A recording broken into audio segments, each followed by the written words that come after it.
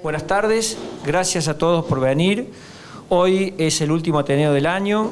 La verdad que fue un éxito este año, la concurrencia de todo el mundo, de aquí de la clínica y de médicos también fuera de la institución. Hoy, 6 de diciembre, estamos en Clínica del Sol para presentar la elección de prótesis valvulares a cargo del doctor Miguel Rubio, quien es cirujano cardiovascular de la Universidad de Buenos Aires y por supuesto que comparte con nuestro grupo 20 años de trabajo en nuestro grupo de Interventional Cardiology como cirujano cardiovascular. Así que luego de la presentación del doctor vamos a hacer un espacio para las preguntas y le vamos a dar un ratitito a la gente, a los amigos de Abbott, para que presenten un producto sobre insuficiencia cardíaca, unos dispositivos. Así que, bueno, Miguel, bienvenido, adelante. Bueno, agradezco la invitación al doctor Bernardi, a la Clínica del Sol y a todos los sponsors que auspician esta charla. Es un tema realmente muy importante, porque durante muchos años había quedado todo, digamos, limitado a si la válvula mecánica tenía una válvula o dos válvulas, y de pronto en los últimos años ha habido como una explosión en el desarrollo de todo lo que son prótesis valvulares. Quizás uno de los campos que más ha cambiado. Yo puse acá el diseño para tenerlo siempre presente, lo que es la anatomía normal de la válvula aórtica, visto desde arriba, de la visión del cirujano, donde se ve lo habitual y no normal, digamos con su conformación de 3 valvas, con los ostium, tanto de la coronaria derecha anterior como el ostium de la coronaria izquierda, que es la que está más posterior, y eso es la imagen que uno debe tener cuando piensa en la patología valvular. Bueno, ya hay antecedentes históricos muy importantes. Fíjense que esto ya lo había descrito Leonardo da Vinci en el medioevo, donde él hacía, saben que era un gran dibujante, además de un gran científico, arquitecto y todo, había hecho diseño de lo que copió la válvula aórtica. Lo único que ustedes pueden ver en la imagen a la derecha, que él realmente no interpretó cómo funciona esto, porque pensaba que se tensaban 3 cuerdas y que el orificio central era de forma triangular, como lo ven ustedes dibujado. Eso es, digamos, un buen dibujante, pero evidentemente todavía no estaban en la etapa de entender cómo era la fisiología, cómo funcionaban las válvulas. Si ustedes ven en un duplicador de flujo una válvula trifecta, que es de marca St. Jude, de los nuevos diseños, esto abre perfectamente circular. Es decir, el que diseñó todo el componente aórtico de la válvula, evidentemente entendía bastante del cuerpo humano, ¿no? Esto es lo que pasa con la válvula aórtica. Es una enfermedad terriblemente deformante. Si ustedes ven, estas son válvulas, en realidad las dos son bicúspides, una prácticamente es monocúspide, y el hecho de trabajar y abrir en forma anómala hace que con el tiempo se vaya fibrosando y termina calcificando y generando esas estenosis tan importantes que siempre vemos. Así que mantengan la imagen de lo que era una válvula normal y cómo puede llegar a ver en cirugía este tipo de alteraciones.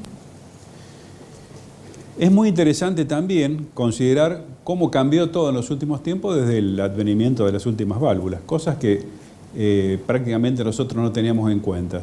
Ustedes pueden ver desde ya, este es un protocolo para el análisis para colocar una válvula de tipo TAVI. Si ustedes se fijan, en la medida del annulus dice diámetro 21 y diámetro 31 y hacen un cálculo de medio. ¿Qué nos dimos cuenta? Que cuando se empezó a estudiar el orificio aórtico, en realidad el orificio aórtico no es un círculo. Es prácticamente ovoide, o si quieren, más parecido a una forma rectangular. Y durante muchos años estuvimos adaptando, y ustedes van a ver en los diseños, que todas las válvulas son exactamente cilíndricas. Parece mentira, digamos, un conocimiento de tantos años que se va modificando a medida que van apareciendo los nuevos desarrollos. ¿Por qué hablamos y por qué es interesante el tema de la estenosis aórtica? Yo creo que acá está resumido absolutamente todo. Cuando ustedes ven lo que es la historia natural de la estenosis aórtica, sin tratamiento, la evolución espontánea hace que a los 5 años no queden pacientes prácticamente vivos. O sea, la mortalidad, una vez que aparece la sintomatología, es alta y la diferencia en los pacientes que se pueden tratar con el único tratamiento efectivo, que es el reemplazo de la válvula, pasa a una sobrevida mayor al 83% a los 5 años. Así que este gráfico con la caída de la sobrevida de los pacientes no resisten ningún análisis. Son datos que ya se conocen de hace mucho tiempo y es por eso que ha avanzado tanto, digamos, el conocimiento en esta área, ¿no? ¿Cuándo se hizo o se colocó la primera válvula? La primera válvula viene del año 52. Hufnagel es el nombre y en realidad fue sacado un poco de los diseños de las válvulas convencionales a bola, donde hay un cilindro, una cámara y una bola que se mueve en forma dependiente de los gradientes de presión. Lo curioso de esto y lo interesante es que esta válvula no se puso en el corazón, sino en la aorta descendente. Ustedes verán cuando se hace el análisis de insuficiencia aórtica, el que hace codoppler lo primero que mide es si hay flujo retrógrado a nivel de la aorta descendente, porque eso habla de la magnitud de la insuficiencia aórtica. Entonces, como no había ninguna forma de entrar al corazón, en el año 52 no se había desarrollado la circulación extracorpórea, lo que se hacía es insertar esta válvula en la aorta descendente, con lo cual se trataban, entre comillas, los síntomas. Se disminuía ese flujo retrógrado, ese baile arterial a nivel de la aorta, sin solucionar, digamos, el problema real que tenía el paciente. En 1960 se desarrolla o se implanta la primera válvula a bola, la famosa válvula de Starr, muy parecido a esos snorkel para hacer buceo, que al moverse la bolita tapa la entrada aérea y uno puede respirar. Esto lo encontré hace muy poquito tiempo, publicado en el año 2017, no lo quise traducir para que quedara exactamente. Esto es una carta que envía una paciente a su equipo de cirugía, hace un reconocimiento. Y ella dice que, fíjense, estamos hablando del año 2017, que a la edad de 19, en julio del año 66, en el hospital del Instituto de Cardiología de Montreal, le pusieron esta válvula y era una Starr Edwards. Y el cirujano fue Pierre Grandin.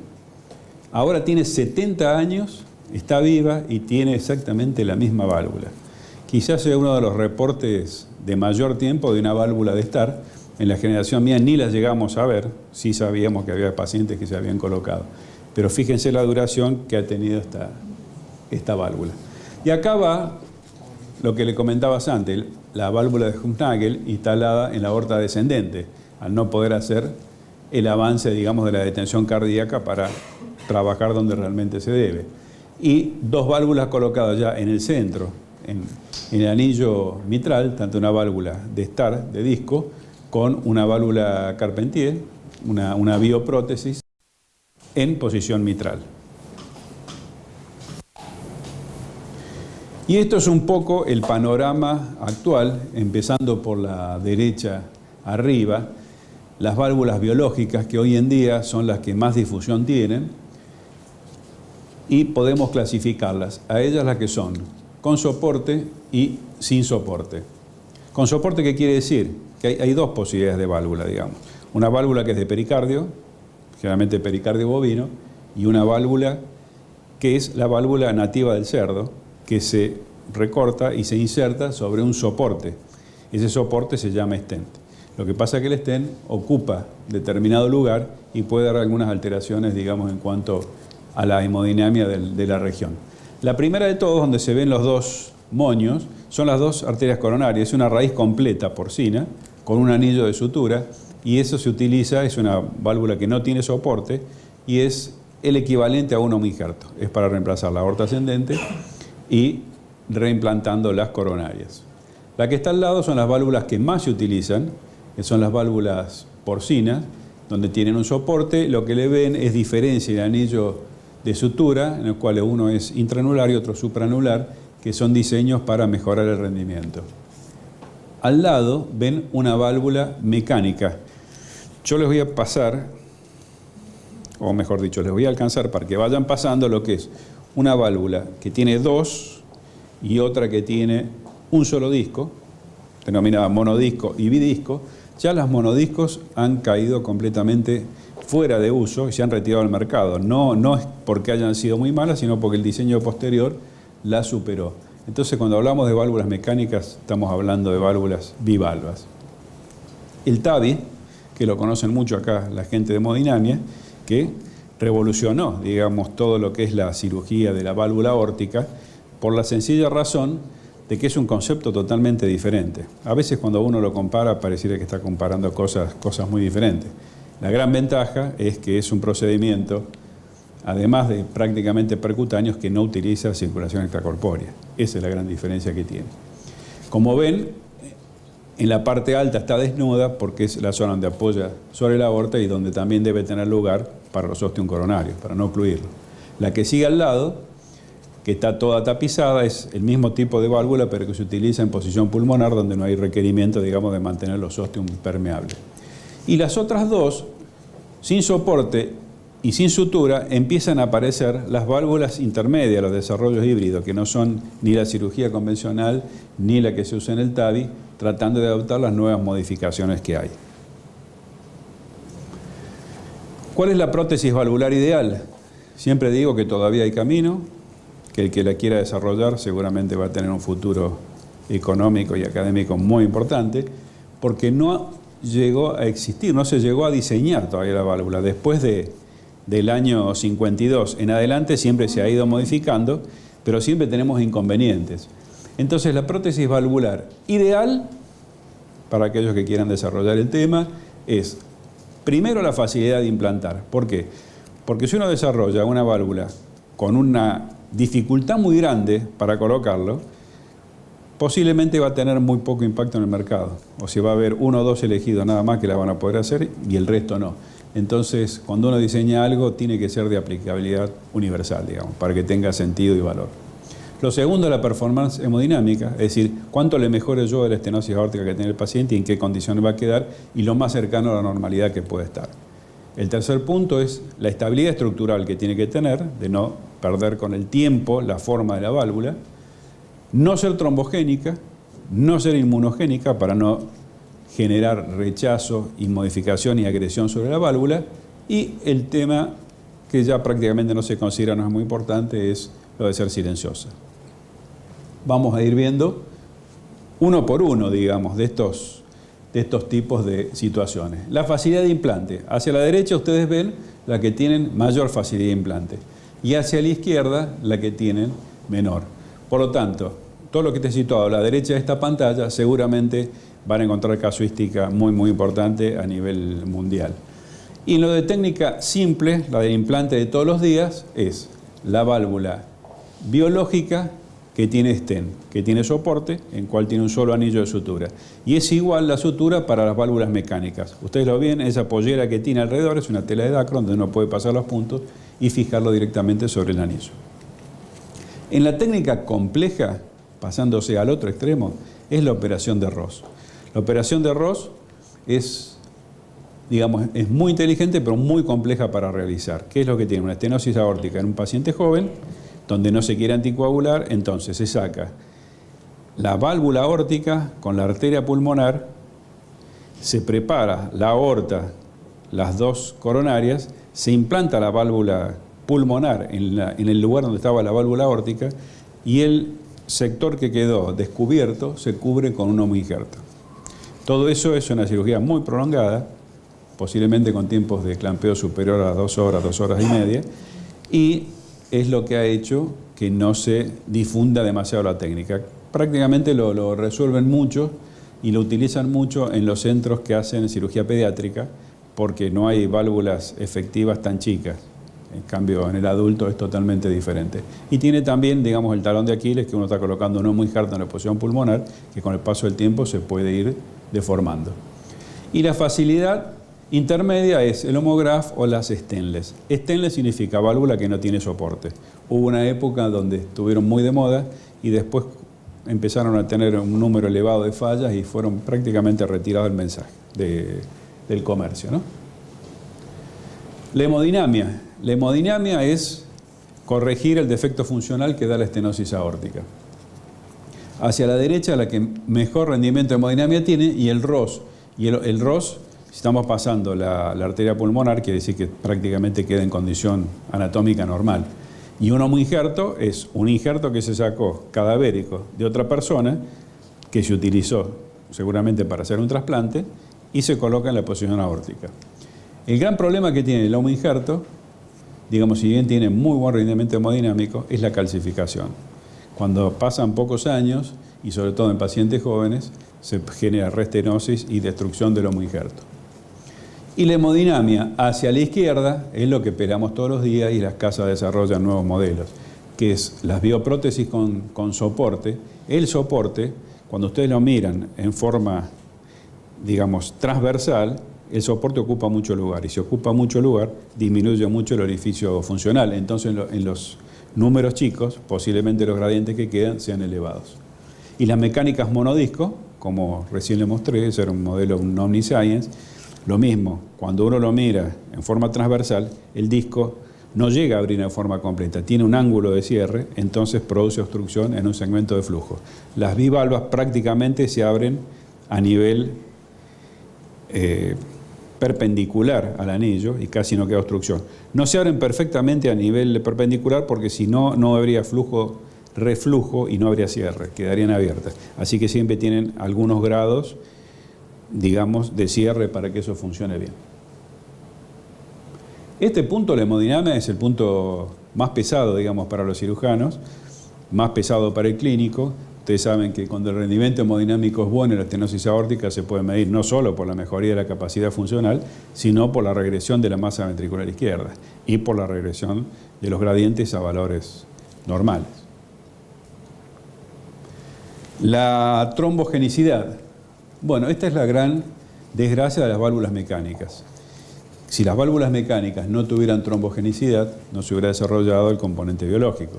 ¿Por qué? Porque ya, digamos, desde el punto de vista de la resistencia de las válvulas, se las ponen en duplicadores, se las hacen funcionar durante muchos años, mucho más años de lo que podrían durar una persona, y se estudia el porcentaje de fallas. Y las válvulas que están en la actualidad prácticamente no tienen fallas mecánicas. Sí, hemos vivido épocas, algunas válvulas del Mercosur, no quiero dar marca, pero discos desmontados, o cuando se hacían el anillo de la válvula con los soportes soldados y se desoldaba y el disco se volaba, se generaba si el paciente llegaba a la clínica con insuficiencia valvular aguda, muy difícil de sobrellevar. La trombogenicidad se produce a pesar de que estas válvulas mecánicas, esos discos negros que ven, ¿ya las vieron todas las válvulas? Sí, después las pueden alcanzar. Esos discos negros son construidos con un material muy, muy especial que se llama carbón pirolítico. El carbón pirolítico es una forma del carbón tratada a altas temperaturas que le da la resistencia del diamante y le da una superficie que es muy poco trombogénica. Muy poco, pero es algo trombogénica y por lo tanto requieren anticoagulación. Y el gran problema de los pacientes de edad, y muchos de ellos hipertensos, es la presencia de tromboembolias con la posibilidad de una ACV, que es lo más complicado. El ROS y el homoinjerto, como tienen materiales que son completamente biológicos, no requieren de anticoagulación. Y en el medio están las biológicas, con y sin estén. A veces en la biológica uno se resiste a anticoagularlo como beneficio de los pacientes, pero también pueden verse en forma alejada la presencia de trombos. Inmunogenicidad, ¿qué quiere decir? Que la válvula va a generar algún grado de rechazo.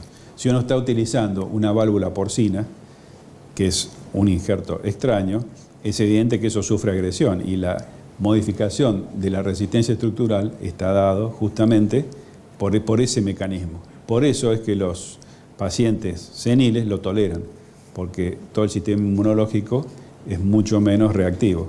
Y cuando uno lo coloca en un paciente joven, es muy reactivo y las válvulas no duran absolutamente nada cuando uno pone una biológica. El ROS queda en una posición intermedia, porque si se acuerdan dijimos que el sector de la arteria pulmonar estaba cubierta por un homoinjerto. Entonces el homoinjerto puede tener problemas. El ruido generado. El ruido generado hoy en general es muy bajo porque los dos discos son más pequeños, el área de impacto es menor, pero generalmente cuando uno colocaba estas válvulas monodiscos, el ruido era bastante importante. Tenía una ventaja para el médico que lo seguía, que cuando el paciente entraba a la altura de la puerta, uno ya sabía si estaba sinusal o no, porque se escuchaba el ruido de afuera. Eso hizo que en un momento se cambiaran estos discos y se hicieran discos de Delrin. El Delrin es un material sintético, es un plástico de mucha resistencia, no hacía nada de ruido, pero a los 2 o 3 años las válvulas, el del rin es blando a pesar de ser duro, contra una jaula metálica, se desgastaba y había que reoperarlos por fuga dentro de la válvula. Hoy en día, ya le digo, no es un problema, pero todavía hay algunos pacientes cuando tienen una caja de resonancia especial que el ruido se escucha. ¿Qué dice el consenso en cuanto a las indicaciones de estas válvulas? Esto, cuando uno lo lee así, las válvulas mecánicas, en menores de 70 años. En los congresos en la actualidad se está corriendo muchísimo la cifra hacia la izquierda, donde está avanzando más la colocación de válvulas biológicas. ¿Por qué? Porque muchos dicen que con los nuevos diseños las válvulas tienen mayor tolerancia, digamos, y se está corriendo hacia los 65 años como número, acá se lo puse, en las biológicas clase 1, mayores de 70 o menores de 70, con dificultad en la anticoagulación. Eso representa una patología, por suerte, muy poco frecuente, pero que es difícil de tomar la decisión. O la expectativa de vida menor a 10 años. Los cardiólogos a veces pueden quedar bastante confundidos por toda la literatura que hay, porque hay gente que dice, si tiene más de 50 años y no se quiere anticoagular, le pongo sin ninguna duda una válvula biológica. Eso y los controles, los seguimientos, como ustedes los ven, los follow-up, son generalmente 7, 8 años, no más que eso. Ese paciente seguramente, si sobrevive, se va a tener que reoperar, porque va a tener daño estructural de la válvula. A partir de los 65, la probabilidad es mucho menor. Por eso que esa cifra de 70 se corrió hacia los 65.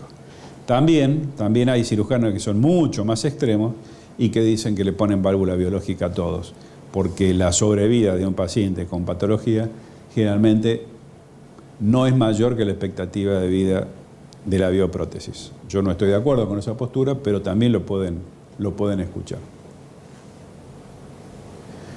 En cuanto al diseño de las válvulas, si ustedes los ven acá, y es lo importante porque, digamos, cuando reclaman los cardiólogos clínicos lo que hacen ecodoppler, es el tema de si le pusieron la válvula chica, si le pusieron la válvula grande. Cuando no, o sea, no hay tanta amplitud de criterio en el quirófano como para poner una válvula más chica o más grande con tanta facilidad, porque en realidad nosotros no hacemos ninguna medición previa comparado con lo que hacen TAVI. Y la válvula se usa un sistema muy primitivo que es resecar la válvula y pasar una sonda, pasa o no pasa. Entonces uno tiene que estar habituado a cada diseño de válvula, por eso no es bueno estar cambiando todos los días, si pasa y el número corresponde exactamente. Hay muchas que tienen recomendación de no sobredimensionar, porque si uno pone una válvula más grande se pueden trabar los discos. O puede quedar oblicuo, puede obstruir las coronarias. Entonces no es tan fácil poner una válvula chica o una válvula grande por error, digamos. Porque eso lo he escuchado alguna vez. También tenemos recurso técnico que es ampliar el anillo, pero ampliar el anillo puede subir un número y modifica un poco la anatomía de la raíz aórtica. Entonces, ¿qué fue lo que pasó? Y bueno, la industria nos ayudó y cada vez empiezan a salir válvulas con diseños modernos que dejan menos gradiente. El orificio geométrico es este que ven acá.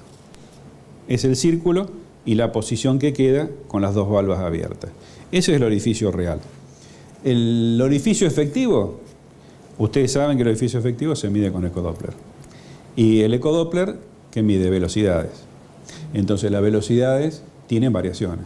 Tienen variaciones en un paciente anémico, en un paciente embarazada, con discrasia sanguínea, en el posoperatorio. Ustedes ven que muchas veces uno lee que en el posoperatorio los gradientes son altos y mejoran después. Pero mejoran después porque se corrigen muchas otras alteraciones asociadas al posoperatorio. Pero la realidad es que antes no teníamos, digamos, la auditoría. Yo digo, el ecodoppler es la auditoría del cirujano, porque es el que mide en qué situación quedó esa válvula trabajando.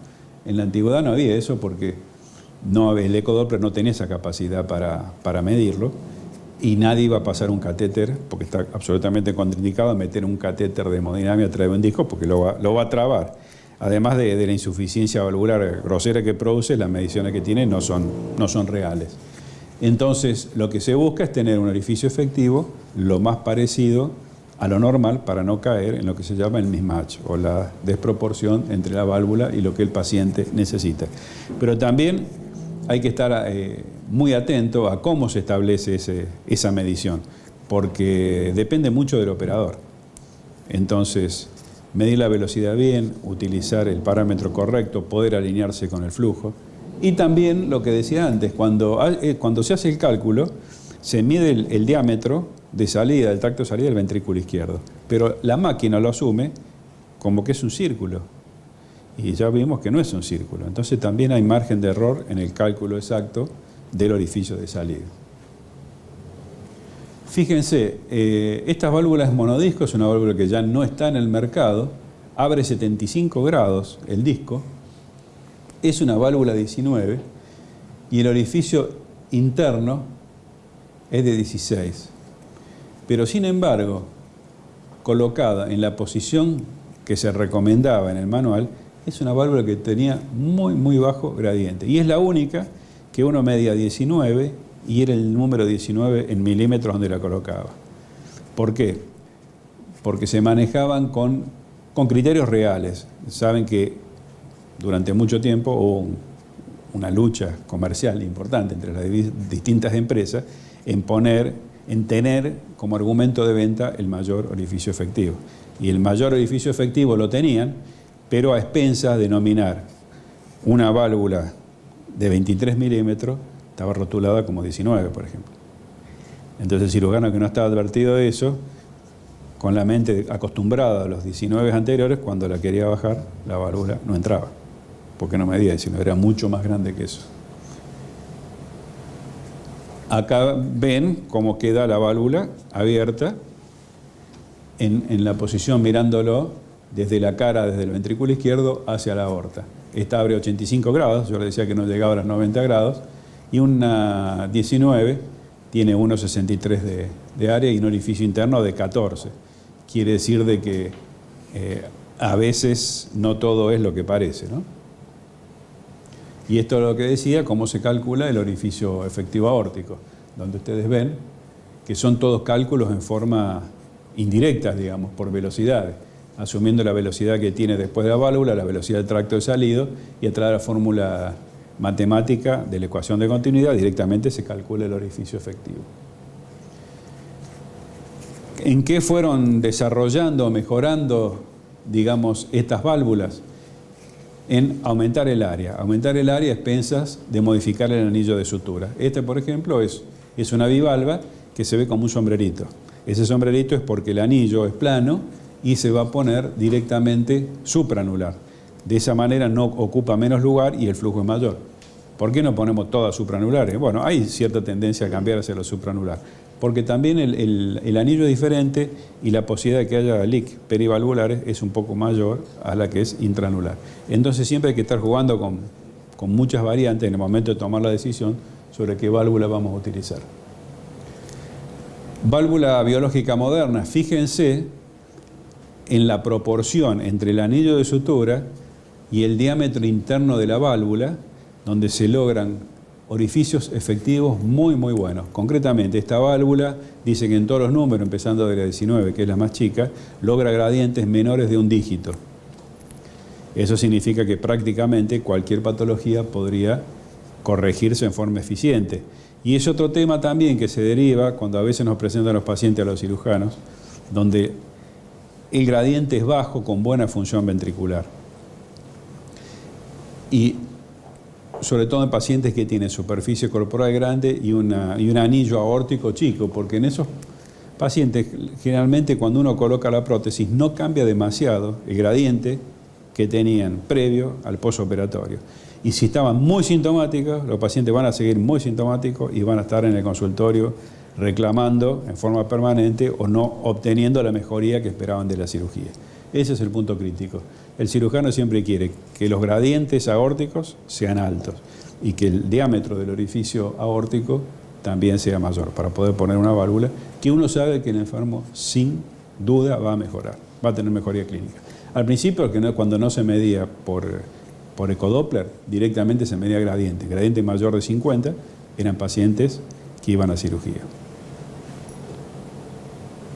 Esa es otra visión del mismo tipo de válvula que tiene, digamos, la inteligencia en el desarrollo que los demás. La válvula porcina o de pericardio va montada por adentro del stent, entonces queda el stent más obstructivo. Acá se sitúa la válvula por fuera y de esa manera el orificio que queda es muchísimo mayor. Y después entramos, a mí me gusta mucho el tema de los autos y creo que en las válvulas está pasando algo parecido a la etapa final que estamos viviendo del automóvil. El automóvil ya hace más de 100 años que anda con combustible fósil. Y estamos pasando al otro extremo que seguramente va a ser el futuro completo, que es el desarrollo de todo lo que es electricidad pura. Pero en el medio están los autos que son híbridos, que tienen un motor de combustión y tienen un motor eléctrico, y van funcionando. Y me parece que todo el desarrollo de esto es bastante parecido. Esta es una válvula que se desarrolla después del TAVI. Se llama Perceval y es una válvula que viene para que el cirujano pueda contrarrestar la peor cosa que tiene el TAVI, digamos, que todavía sigue siendo el talón de Aquiles, que es el leak perivalvular. ¿Por qué? Porque el TAVI deja la válvula aórtica en su lugar, abierta, aplastada, pero queda con todo el calcio remanente en el lugar, entonces la válvula no apoya bien. La Perceval, uno reseca la válvula, es muy parecido al sistema de un TAVI convencional, e inclusive hay que plegar la válvula y colocar en el lugar sin ningún tipo de sutura. Simplemente se ponen suturas guías y nada más. Entonces es el TAVI perfecto. El único problema que tiene es que hay que hacer una extracorpórea y hay que hacer parada cardíaca.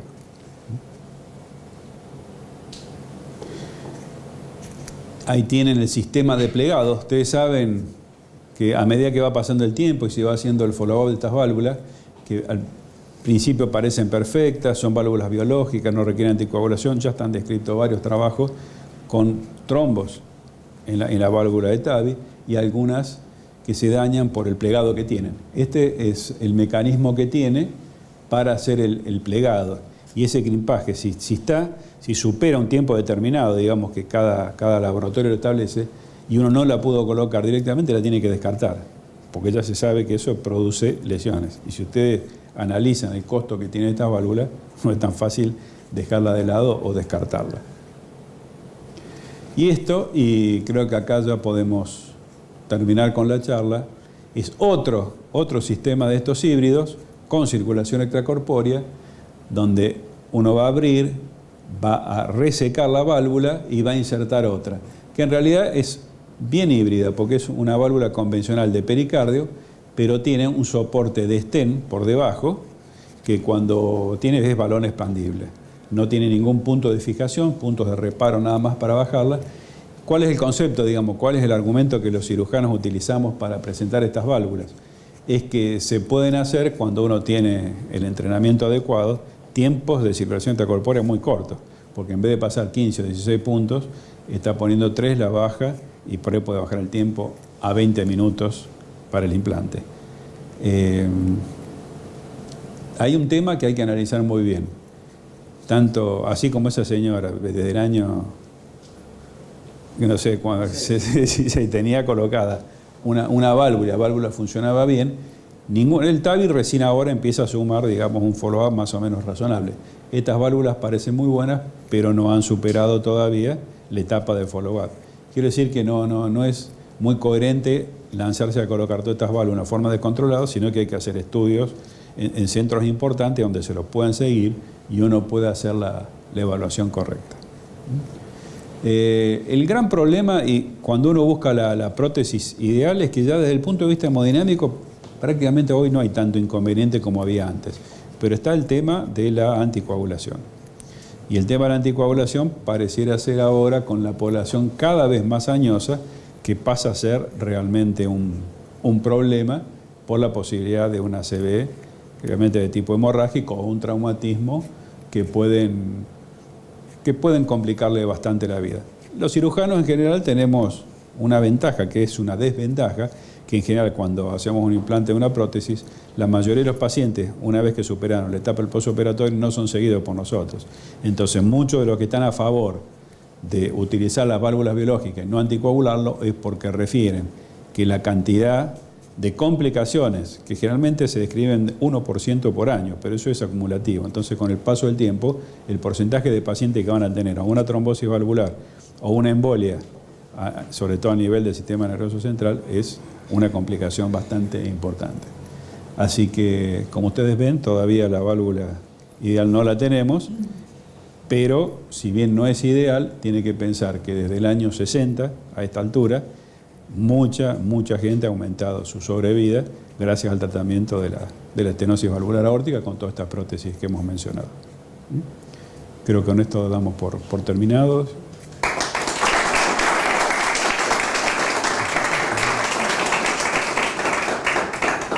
Bueno, ¿alguna preguntita?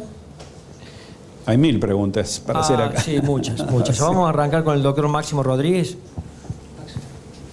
Miguel, una pregunta. Ahora que estamos con la TAVI, ¿no se tendría que disminuir la edad para colocar una biológica aún más?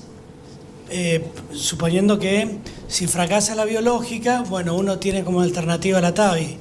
Entonces, en vez de hacer el corte en 65, ¿no se tendría que hacer bajar un poquito más la edad?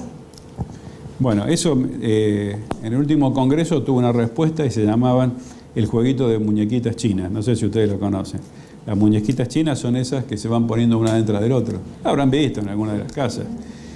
¿Cuál es el problema? Entran todas, pero ¿cómo es la de abajo? Es la más chiquita. O sea, cada válvula que vas poniendo, la vas poniendo sobre otra válvula. Y es probable que eso vaya aumentando el gradiente. Es una tendencia. Yo tengo una postura formada sobre esto. Creo que a la larga, todas las válvulas van a ser percutáneas, tanto aórticas como mitrales.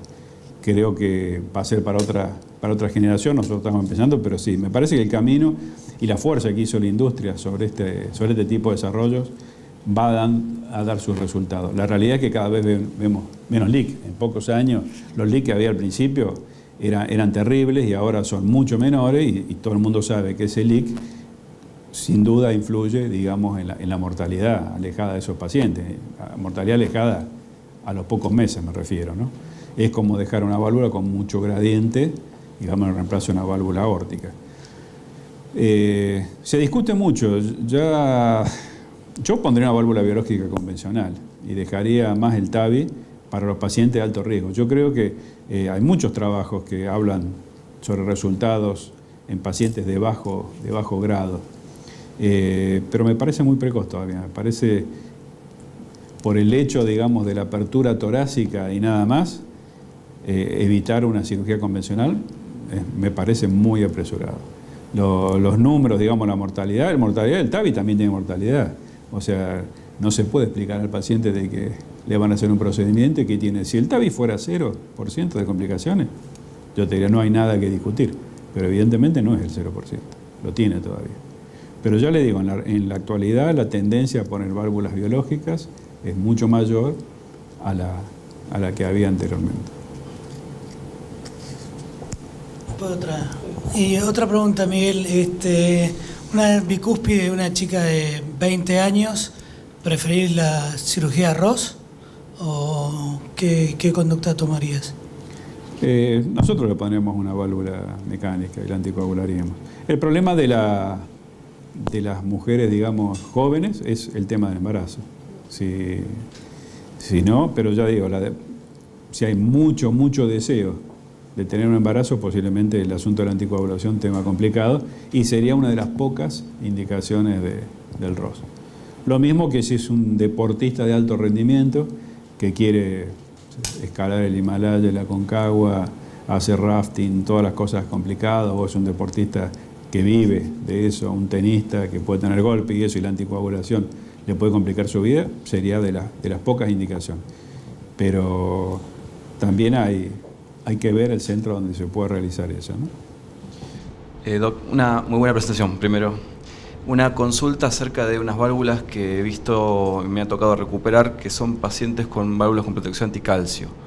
¿Esas son válvulas biológicas? Y si esas válvulas son posibles de resolución con valve-in-valve, como decía Máximo. Bueno, la pregunta primero es así, el tema de la protección anticálcica es el tratamiento químico que se le hace a la válvula y el tipo de fijación con que son conservadas. Hay opiniones diversas y hemos visto en algunas válvulas que tienen protección anticálcica para mejorar la sobrevida de la válvula a largo plazo que han tenido estenosis precoces.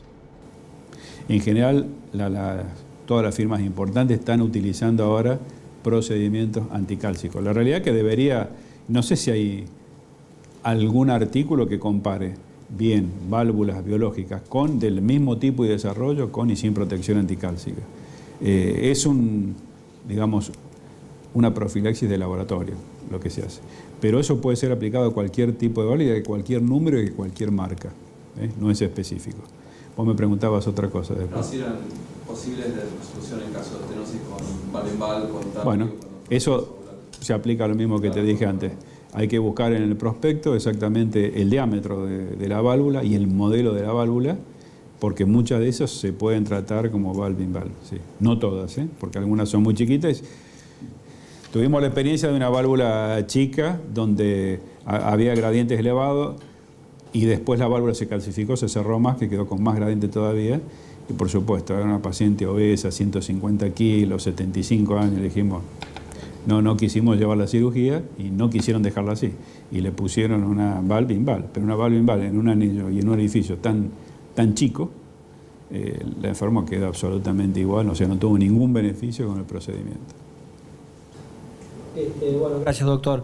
Yo te quería hacer una preguntita un poco más general. ¿Cómo estamos en Argentina en relación al mundo en cuanto a la proporcionalidad de implantes de válvulas biológicas y mecánicas? ¿Y cuál es el volumen, o sea, el número que tenemos, digamos, de implantes al año, suponte? Bueno, lo que pasó acá, digamos, lo que fue pasando con el paso del tiempo, que antes había mucha válvula mecánica, pero la realidad es que la válvula biológica se pone en los pacientes que tienen mayor edad. Y hoy en día los cardiólogos no le contraindican la cirugía a nadie, cosa que era totalmente diferente hace pocos años atrás. Entonces ya no hay límite. Entonces seguramente hoy hay mucho más biológica que mecánica, pero la población es totalmente diferente. Y si está cerca de los 90 años, octogenario más de 85 años, y uno no quiere operarla, seguramente van a presionar para hacer el TAVI. Entonces no hay un punto de corte. Sin duda la mayor cantidad que se pone es válvula biológica, pero lo que nos pasó con TAVI también es que ya nadie contraindica prácticamente la cirugía.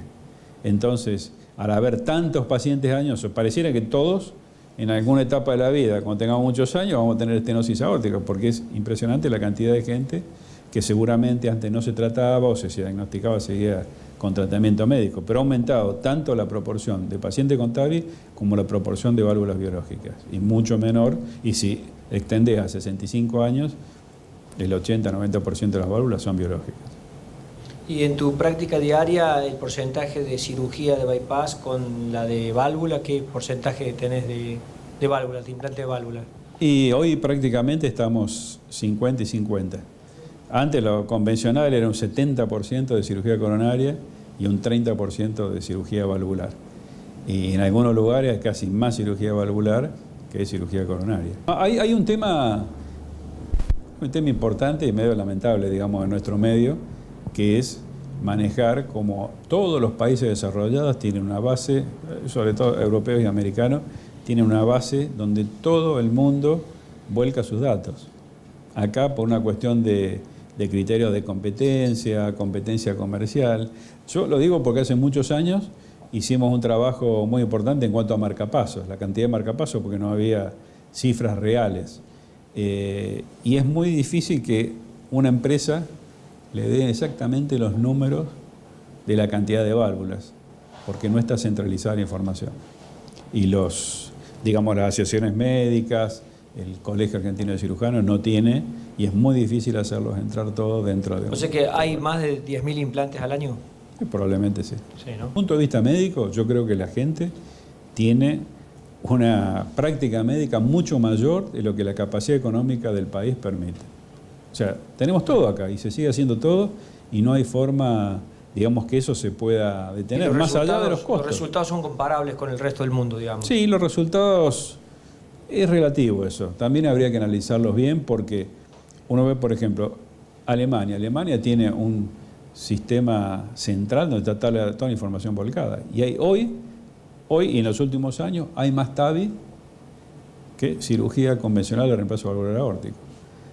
Está bien, porque es un país especial donde la cobertura la tienen todos los pacientes, donde no hay límites, digamos, desde el punto de vista económico, y porque nadie niega el procedimiento, y seguramente no es que se haya perdido, digamos, volumen de cirugía convencional a expensas del TAVI, sino que se han puesto muchísimo más TAVI de pacientes que seguramente eran rechazados para cirugía previamente. Y a su vez han generado mucho más pacientes para cirugía convencional que quizás antes no se hubieran considerado. Muy bien. ¿Alguna pregunta más?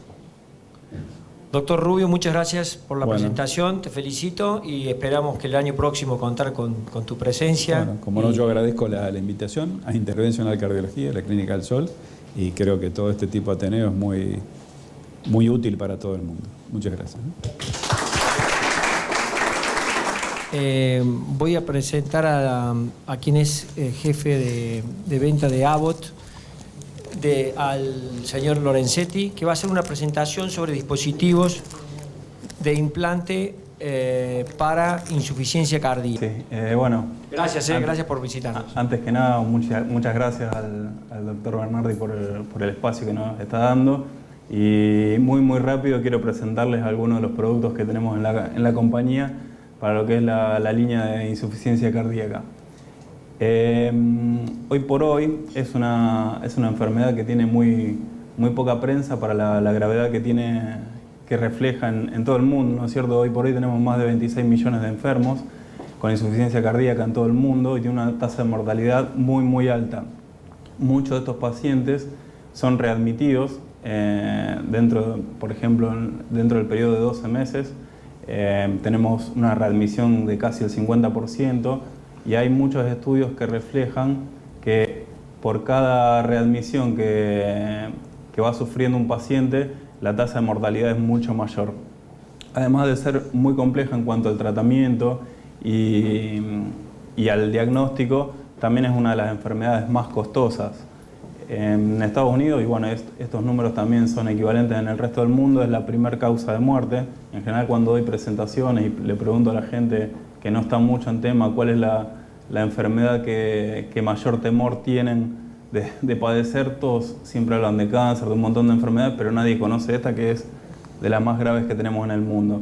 Entonces nosotros desde la empresa buscamos como objetivo tratar de reducir esta mortalidad. La insuficiencia cardíaca es un síndrome crónico progresivo, no tiene cura, entonces nosotros atacamos lo que es la mortalidad y la morbilidad, tratamos de regular esa progresión y hacerla lo más horizontal posible, y tratamos de reducir las hospitalizaciones y mejorar la calidad de vida de los pacientes. Nosotros tenemos una cantidad de productos muy grande. Abbott va comprando diversas empresas más chicas y la estrategia que tiene es de ir ampliando cada vez más este producto. Hoy por hoy, en una de las líneas que se llama CRM, tenemos lo que son cardiofibriladores y resincronizadores, pero yo les voy a hablar ahora muy rápidamente de lo que son estos productos de la derecha, que son, de acuerdo a las distintas clasificaciones, son los estadios más avanzados de la insuficiencia cardíaca. Tenemos como asistencia circulatoria mecánica dos familias de dispositivos, que es una asistencia aguda y una asistencia crónica. La asistencia aguda, que es para horas o semanas de asistencia a los pacientes, es el dispositivo CentriMac, se llama, y tenemos una versión pediátrica que ahora les voy a mostrar que se llama Pedivas, en donde la indicación es un puente a trasplante, un puente a decisión o el destete de una circulación extracorpórea.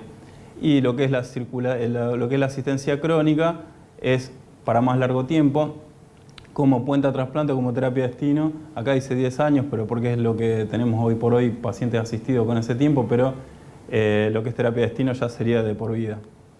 Les hablo muy rápidamente de lo que es CentriMac. CentriMac permite asistir uno o los dos ventrículos, es decir, una asistencia uni o biventricular. Acá tenemos una gráfica de lo que sería esa asistencia biventricular. Como les decía, puede ser la indicación para un puente a trasplante, por ejemplo, si se tiene que mantener el paciente hasta que llegue el donante, ¿no es cierto?, hasta que llegue el injerto, entonces se lo mantiene asistido. tenemos un plan. Yo tenía un videíto, pero para no hacerlo extenso se lo voy a comentar, así lo pasamos de largo. Tenemos protocolos de cómo sería el traslado de pacientes, ya que no todas las instituciones tienen la posibilidad de trasplantar un paciente, cómo son los protocolos de traslado de esos pacientes con estas consolas y esta asistencia para que se lo pueda trasladar sin problema, se lo pueda derivar a una institución para trasplante. Este es el equipo. Fíjense, tenemos nosotros le llamamos conos, son las bombas centrífugas. Son centrífugas que van dentro de un motorcito y eso permite por un sistema magnético que leviten, entonces no hace contacto el rotor interno con las paredes y así minimizamos muchísimo lo que es la hemólisis en la sangre del paciente. Y tenemos esta versión pediátrica que es prácticamente el mismo tamaño, difieren en lo que es los diámetros de la salida y la tubuladura que maneja. Nosotros cuando entregamos estas bombas también las entregamos con cánulas y con todo el sistema de tubuladura. Y acá podemos ver el equipo en donde consta de 2 consolas. Cada una de las consolas maneja un motor y un monitor que es mucho más amigable para el manejo, pero no es opcional. Esta tercera consola se entrega como un backup porque en lo que era la tecnología vieja, cuando no se tenía el sistema magnético, los motores podían tener manivela y en caso de que hubiera algún problema se podían accionar manualmente. Hoy por hoy, con esta nueva tecnología, esa posibilidad no lo tenemos, entonces se deja una tercera consola por cualquier inconveniente. Algo muy importante, y que lo voy a decir ahora con lo que es HeartMate, nosotros hablamos siempre de trasplante de pacientes, pero tengamos en cuenta que hoy por hoy en Argentina estamos alrededor de unos 100 trasplantes por año y hay más de 1000 y pico de pacientes en lista de espera, candidatos a trasplante, y hay muchísimos pacientes que hoy por hoy no están entrando en lista de espera por distintas causas, obesidad, longevidad, un montón de causas. Entonces nosotros presentamos esta posibilidad que es lo que es la asistencia circulatoria de largo plazo. Sobre todo pensándolo como terapia destino, hoy por hoy esta primera tecnología que tenemos, que es el HeartMate 2, ya fue implantado en más de 25.000 pacientes. Es una tecnología en donde ya tenemos alrededor de más de 20 pacientes que ya tienen más de 10 años del implante. Es el dispositivo más implantado en el mundo y hoy por hoy tenemos aún casi 9.000 pacientes que están siendo soportados en soporte continuo. Y ahora sale esta nueva tecnología que es el HeartMate 3, que ya se está usando en el mundo. En Argentina estamos en los últimos pasos de aprobación por el ANMAT, pero seguramente en unos pocos meses ya lo tengamos y tiene una tecnología muy similar a la que les mostraba recién de levitación magnética que tiene el CentriMag. Entonces, seguramente nosotros con estos dispositivos podamos ir atacando esa falencia que tenemos con los trasplantes en cuanto a la poca cantidad de donantes que tenemos.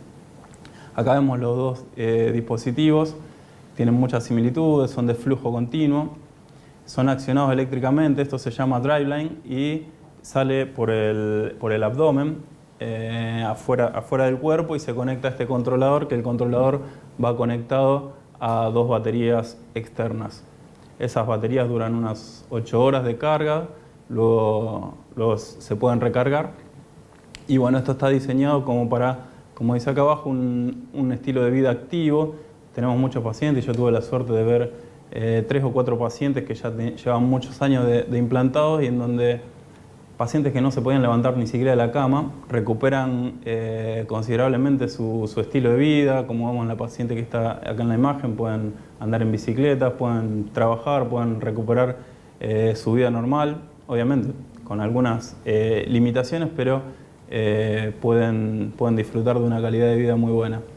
Algunas de las partes que tiene el dispositivo, nosotros cuando entregamos el dispositivo entregamos con 8 de estas baterías. Después viene todo un sistema de bolsos de viajes, chalecos.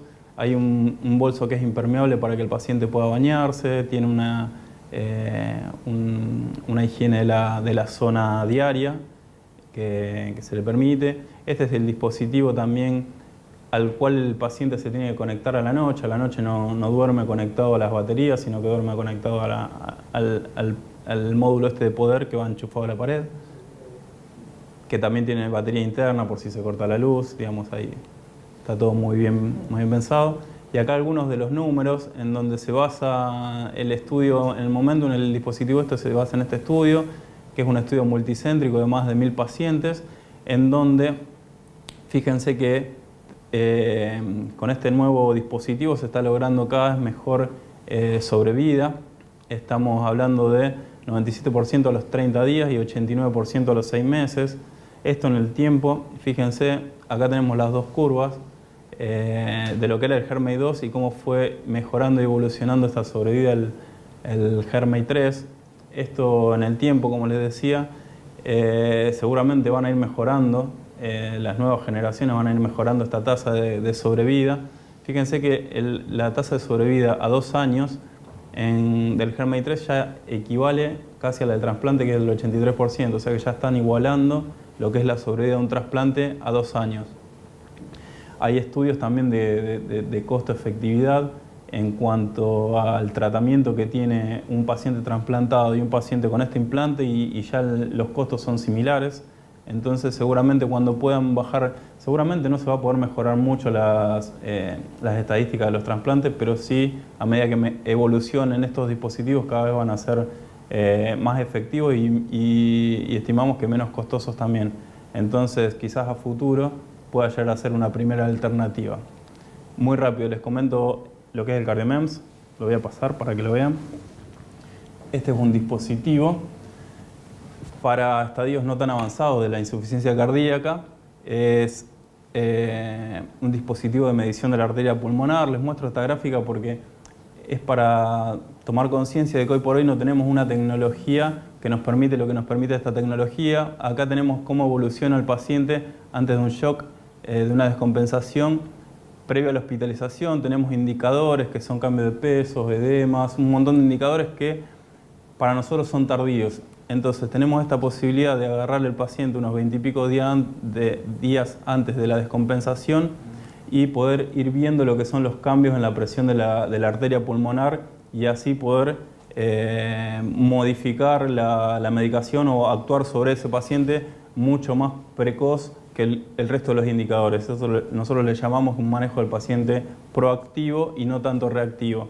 Como ven, es un dispositivo muy chiquito, ocupa un 10%, se coloca por una punción femoral, venosa, un cateterismo derecho convencional, se coloca primero un Swan-Ganz, es muy baja complejidad el implante, y una vez que queda implantado en una de las ramas de la arteria pulmonar, el dispositivo ocupa un 10% del lumen, o sea que tampoco tiene ningún efecto hemodinámico de obstruir la arteria. Al mes queda epitelizado, o sea que es un dispositivo que queda implantado permanentemente. Y hay pacientes que ya tienen muchos años de implantado y todavía le siguen haciendo mediciones perfectas con el dispositivo. Están indicados para pacientes en clase 3 que hayan tenido una internación en el último año, y ahora se están ampliando con un nuevo estudio esa indicación a pacientes con clase 2 y clase 4 para abarcar un mayor número de pacientes por la utilidad que presenta el dispositivo. El dispositivo queda implantado en la arteria pulmonar y el paciente se lleva una almohadilla a la casa, en donde lo que tiene que hacer es apretar un botón para encender el equipo y después aprieta un pulsador recostado sobre la almohadilla, se hace una medición de 18 segundos y esa medición de 18 segundos se envía por internet, por Wi-Fi o señal de telefonía celular a una base de datos segura, y en ese instante una computadora personal, celular o tablet puede ver el registro ya del paciente. Lo que van a ir viendo es una curva de una tendencia, como mediciones diarias de ese paciente van a ir evolucionando y pueden tener de manera mucho más fina el ajuste de la medicación y ir viendo qué efecto va produciendo ese cambio en la medicación. Teníamos imágenes de pacientes que se les modificó la medicación unas 8 o 9 veces en el transcurso de 2 o 3 meses, que eso con un tratamiento convencional sería imposible, porque en el momento en donde se puede ver al paciente es en la consulta al médico o ya directamente cuando cae descompensado a una guardia. Estos son los accesorios del dispositivo. Esta es la almohadilla que se lleva al paciente. Este es el sistema que tenemos en el hospital para interrogarlo el día del implante. Y acá les muestro lo que es el catéter, muy rápido. Cómo viene el dispositivo con su sistema de liberación.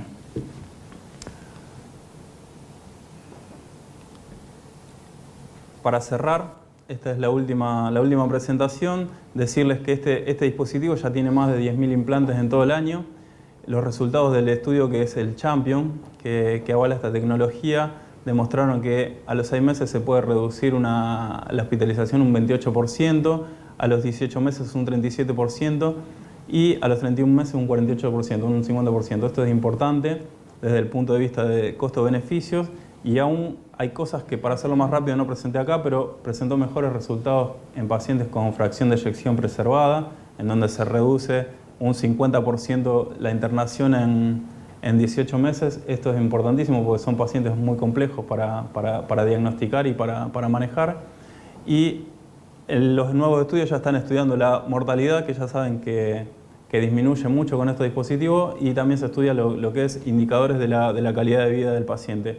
En el país ya tenemos 2 implantes de estos dispositivos, o sea que hoy por hoy es una realidad acá en Argentina y bueno, esperamos que sea beneficioso para todos los pacientes y todos los centros.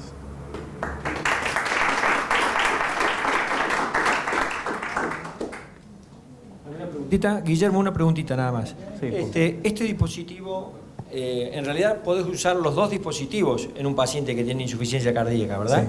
Porque podés usar la asistencia ventricular y el cardiomet para medir cómo funciona. Ahora ya se comenzó un estudio de más de 300 pacientes que incluyen a los 2 dispositivos para saber el beneficio que tiene, pero sí, ya se está haciendo eso.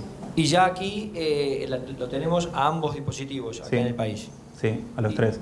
Claro. Tenemos el Germay 2 y ahora pensábamos que para fin de año iba a estar ya el Germay 3, pero supongo que en enero o febrero ya tenemos la aprobación del ANMAT porque se empezó hace más de un año el trámite, así que... Claro, porque todos los pacientes, imagínense que si hay 1000 pacientes en la espera de un corazón y solamente logramos hacer 100, imagínate son pacientes que se mueren. Que va a tener una amplia aplicación, ¿no? Sí, tienen ya algunos pacientes con más de 10 años de colocado. Sí, sí, sí. Yo creo que la solución definitiva va a ser un corazón artificial. Sí. De hecho, bueno, ahora les está los nuevos diseños para lo que va a ser las nuevas generaciones. Ya se está tratando de evitar de contar con el driveline que sale afuera por el tema de infecciones y lo que es la curación, porque es una pena que a lo mejor un paciente se complique por eso. Y bueno, reducir lo que es los periféricos, las baterías, el controlador, entonces hacerlos mucho más. ¿La vía de acceso cuál sería exactamente de la asistencia ventricular? ¿Cómo? La asistencia asistencia ventricular, digamos, ¿la única vía de acceso es la que vos mostraste o qué otra alternativa tenés para la asistencia ventricular? Sí. ¿Cómo se implanta? Sería la pregunta. Sí. Lo que es el Germay 2 lleva un bolsillo subdiafragmático, entonces al ser un dispositivo un poco más grande es quizás un poquitito más compleja la cirugía y al ser más grande también es solo para adultos. El Germay 3 nos brinda la posibilidad de que sea para pacientes pediátricos grandes, alrededor de 10 años para arriba, y además no es tan compleja la cirugía y va directamente montado sobre la punta del ventrículo. Claro. ¿Y para asistencia uni y biventricular? No, es solamente izquierda. Sí.